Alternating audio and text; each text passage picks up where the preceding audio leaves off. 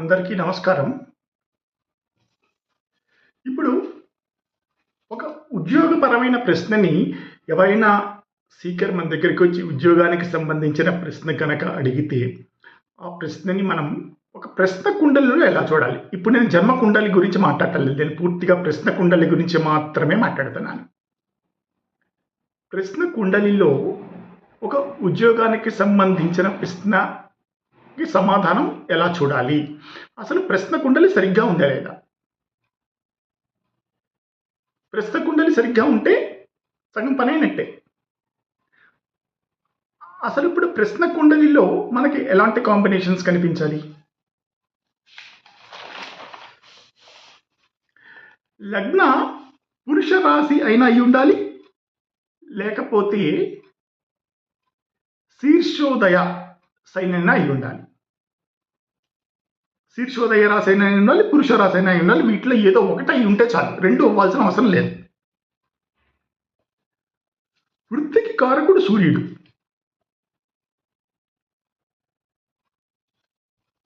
మన జన్మ కుండలిలో దశమాధిపతి కూడా మన వృత్తినే సూచిస్తాడు. సో లగ్నాధిపతికి దశమాధిపతికి ఏదైనా సంబంధం ఏర్పడి ఉండాలి. వాళ్ళు ఇదైనా చెంది ఉండాలి, ఒకళ్ళనొకళ్ళు చూసుకుంటూ అయినా ఉండాలి, లేకపోతే ఇలాంటిది ఏదైనా ఇంకొక సంబంధం వాళ్ళ ఒకే రాశిలో కలిసి అయినా ఉండాలి. లేదంటే ఏదైనా సంబంధం వాళ్ళిద్దరి మధ్యన ఏర్పడి కనుక ఉంటే ఫేవరబుల్గా ఉన్నట్టు లగ్నాధిపతికి మీ దశమాధిపతికి. లేకపోతే లగ్నాధిపతికి సూర్యుడికి మధ్యన ఏదైనా సంబంధం ఏర్పడి ఉండాలి.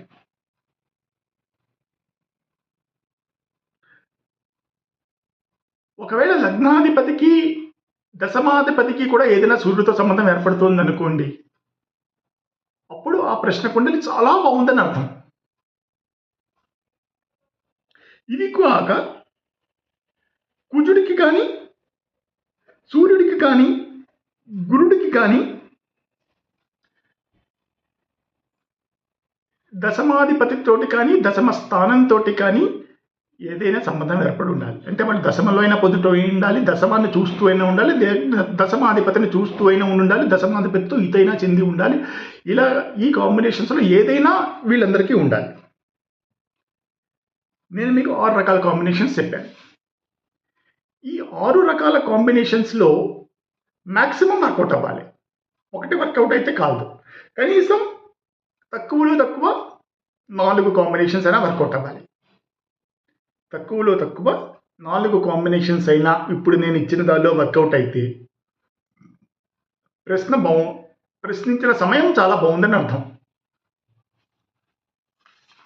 దేశకాల వర్తమాన పాత్ర గురించి ఇప్పుడు మాట్లాడబోవట్లేదు, అది స్టాండర్డ్ అందరికీ కామన్. అంటే ఒక 10th క్లాస్ పాస్ అయిన వాడు వచ్చి నాకు ఐఏఎస్ ఆఫీసర్ ఉద్యోగం వస్తుందా అంటే కుదరదు. కానీ పిహెచ్డి చదువుకునే వాడు వచ్చి నాకు అటెండర్ ఉద్యోగం వస్తుందా అంటే మాత్రం ఈ ప్రశ్న వర్తిస్తుంది. ఇవాళ రేపు పిహెచ్డీలు కూడా గవర్నమెంట్ ప్యూన్ ఉద్యోగం కోసం అప్లై చేసుకుంటున్నారు. పేపర్లో మనం రోజు చూస్తూనే ఉన్నాం. నేను మీ అందరికీ ఒక చార్ట్ చూపిస్తున్నాను. ధనుర్లగ్నం పురుష శీర్షోదయ. లగ్నాధిపతి గురుడు కేంద్రంలో ఉన్నాడు, స్వక్షేత్రంలో ఉన్నాడు. ముందు దశమాధిపతి అయిన బుధుడు ఉచ్చలో ఉన్నాడు, స్వక్షేత్రంలో ఉచ్చలో ఉన్నాడు. కాంబినేషన్ బాగుంది.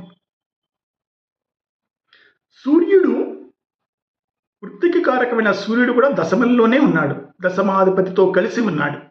దశమం, దశమాధిపతి, దాని కారకుడు, భావం, భావాధిపతి, భావకారక.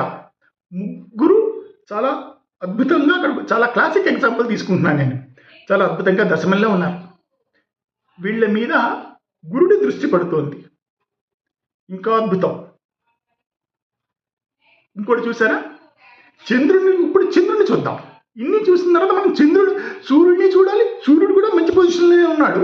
సూర్యుడితో పాటు చంద్రుడి పొజిషన్ ఒకసారి చూద్దాం. చంద్రుడు కూడా వృషభ రాశిలో ఉచ్చలో ఉన్నాడు. సో మనల్ని పృచ్ఛకుడు వచ్చి ప్రశ్న అడిగిన సమయం చాలా బాగుందన్నమాట. ఇలా ఇది నేను ఉదాహరణకి తీసుకున్న చక్రం ఇది నిజమైన చక్రం కాదు. ఈ చక్రం చాలా బాగుందన్నమాట. అంటే ప్రశ్న చాట్ కానీ ఇలా ఉంటే కనుక మనం కొంచెం కంఫర్ట్ అయిన ఆన్సర్ మనం అడిగిన వాళ్ళకి ఇవ్వచ్చు. లేకపోతే దీనికి వ్యతిరేకమైన ఫలితాలు వచ్చే చార్ట్ ఎలా ఉంటుందో నెక్స్ట్ వీడియోలో నేను మీ అందరికీ చూపిస్తాను. నమస్కారం.